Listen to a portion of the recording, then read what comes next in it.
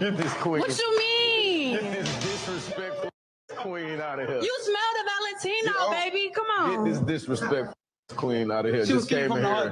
I'm speaking from the heart. Verbally harass me. I'm not verbally harassing you. Get this disrespectful queen. I think you. I don't think you want to do that. You're through, baby. And don't have no vendetta with me. Oh, baby. She told me Charlamagne a guy do that. She told me Charlamagne. Yeah, they all do it. Don't play like Come that. on. Hey, yo, go ahead on, baby. I told her it was a New Orleans thing. I think she got it confused. Yeah. Nah, I ain't got it Go confused. ahead on. Go ahead on, baby. Who gonna stop me? What you talk about? Through. I'm not through. Just one more, Go ahead. See, and she too. We ain't going no more. The last question, get this disrespectful queen out of here. What I do, I'm a professional, man. Okay. Sometimes. Like a professional. No. You gotta delete that. Delete this. Don't play with him. Don't delete that. Then go to the recently deleted. Delete that too. Yeah. Delete the whole thing. What you sucking for? What video? Everyone got me in. So okay, so growth. For people, that's growth. Yeah, so for people who don't know, I mean, of course, last week we talked about DaBaby walking out on that 20 versus me YouTube situation, and the dude was complaining about him getting the 20 ban. So that was the backstory, because people were like, oh, what happened? What was so serious that make him want to walk off and not give the dude his bread or take the money from the dude and basically just leave? So realistically, what it was the girl asked him would he suck a fart out her butt? And then he was like, nah, you tripping. You wild, disrespectful. I'm not going. That's wild. But I see, and that's why I thought. So do you think it was too much, or you think that was just wild? That was out of pocket? I'm pretty sure it was out of pocket. Just from the whole I mean, no telling what else was said before that. Because see, I thought it was the video from the dude who had his camera and he was videotaping. I thought he said something wild about, you know what I'm saying? And that's when he was like, we ain't gonna do that. But for to hear that, like, no, yeah, that's like, and if I already shot it down once and you don't keep repeating it, nah, she was out of line. She was definitely out of line.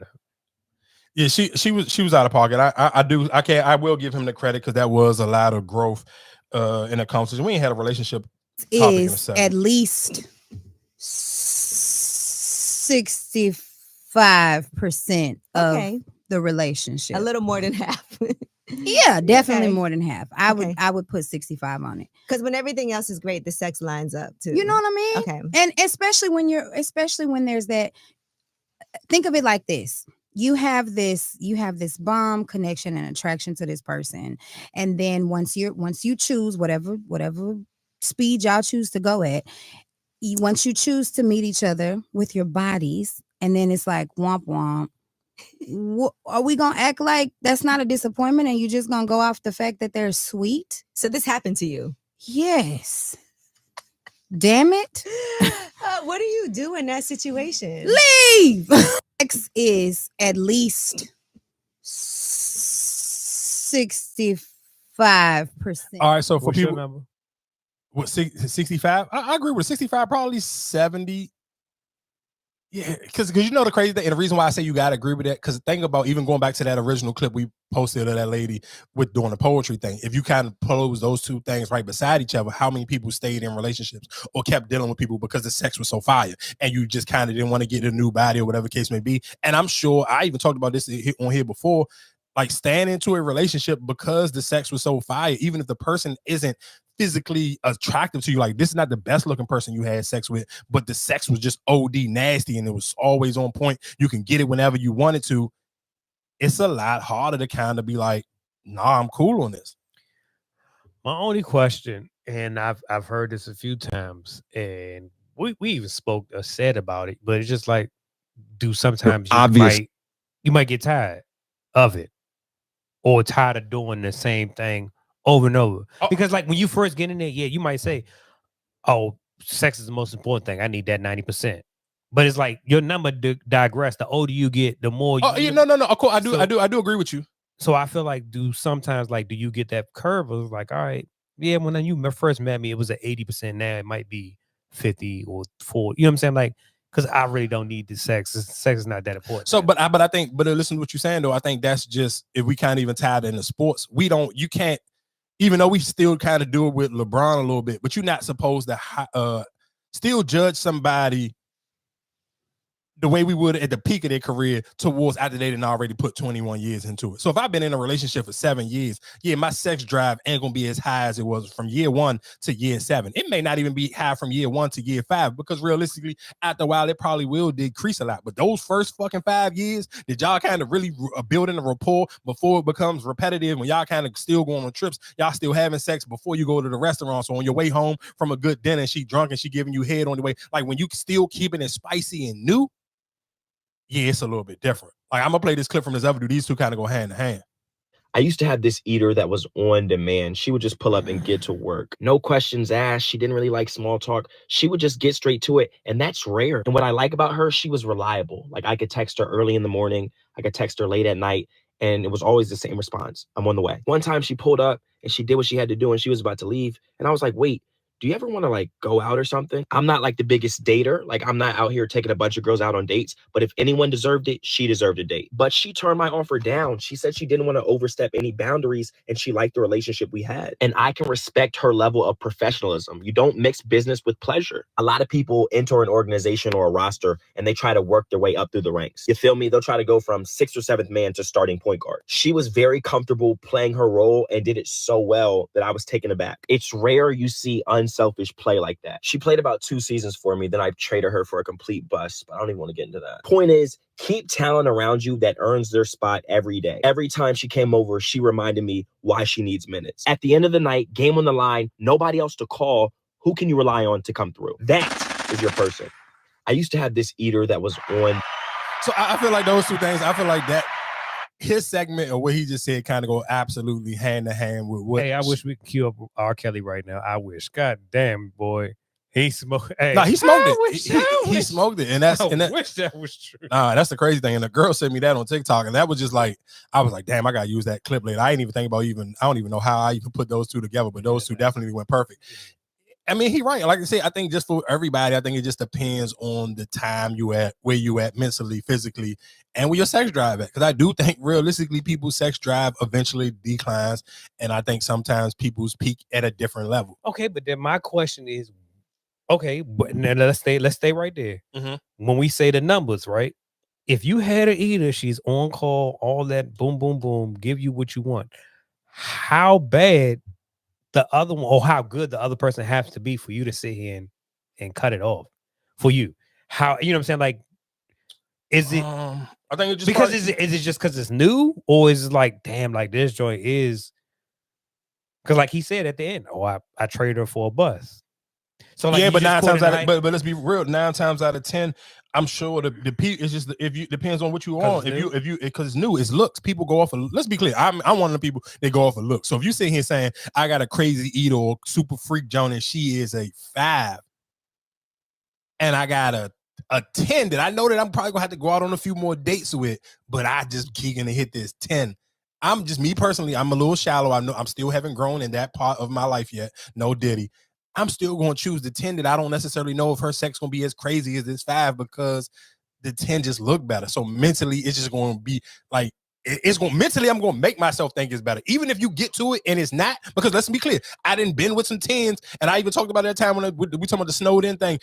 It wasn't, she is literally an Instagram popping Joan, like 100,000+ followers. I ain't even looked at her shit in a minute. She might be at like 200,000, but realistically, the sex wasn't that. It was mid as hell.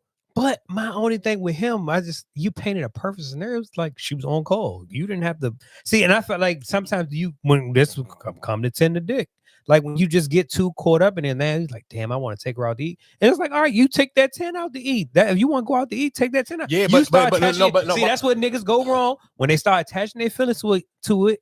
Yes, but Marcus, listen to what I'm saying. I hear what you're saying, but then sometimes that, to me, with him asking her, does she want to go out to eat or does she want to go out on a date? Because that, to me, speaks on maturity. Because as a man, let's be clear, it's a lot of times you sit here and have women that you feel like you can get over on, and you don't never have to put the effort in, and then you still going to regret later on because you could have took that 10 out, you could say put that effort in the 10, but the 10 don't live up to the hype, and in your mind you can be like, damn, I'd rather just would have showed some love and showed some respect to the girl who didn't never ask for nothing, and she just showed up and showed out every time. But okay, but then my question, okay, if you a female, you want to do some rebuttal on that whole situation, but then what's the difference when a female asks you, well, why you don't never take me out? That's my only thing is you put yourself in that situation. Like, damn, now I got to. That's my only thing. Is if a female come to you, everything been good. We've been fucking, boom, boom, boom. And then she be like, oh, well, when you gonna take me out? And flip it on you, you can be like, damn, why I gotta take you out now? We've been doing all this all that time. I think realistically, I think that just comes into a maturity space. I think if you're not mentally mature and you don't value what that woman is doing, and then when she asks you, hey, why we don't go out? If you don't value what she's doing, then you're gonna feel some type of way. But if you kind of realistically know, to me, I feel like if you dated enough and you have built with women who you feel like I done all this other stuff for and they didn't deserve it, the next time then that's when I will eliminate the looks. It wouldn't have mattered what the next woman looked like if she's showing up for me in ways that this other woman didn't, because then I'm going to appreciate it a lot more. So I'm going to want to reciprocate. And that's when that dude is like, damn, she an eater. But I don't know too many. He looking at it, he judging like, I got all these other women that I may deal with, or I know these other women who shooting in shot, but they still don't show up for her. Before I put the effort into anybody else, let me try to reciprocate the energy that she's giving me. She just shut it down, but I appreciate him mentally in the space that he was in. Like, nah, I gotta show this girl some type of like, I don't want her to feel like I'm just getting over. Because realistically, he probably felt like he was getting over. And I'm sure everybody listening, you have experienced somebody where you felt like, hey, I'm kind of getting over on them a little bit. Like, I know I can be a better human being. I can show up for them in a better way. Now, the only thing about that woman is she just shut it down. But realistically, you know for a fact that you could do a little bit more for that person who show up and show out for you, however they show up and show out, if it's sexually, if it's financially, or if it's even mentally. I talked about that mentally. Like, if I'm always constantly showing up for you, damn, like, when you gonna reciprocate it? How are you gonna reciprocate it? You can't expect to just me keep like allowing you to pour your shit onto me and I don't never show back. You don't never show out for me.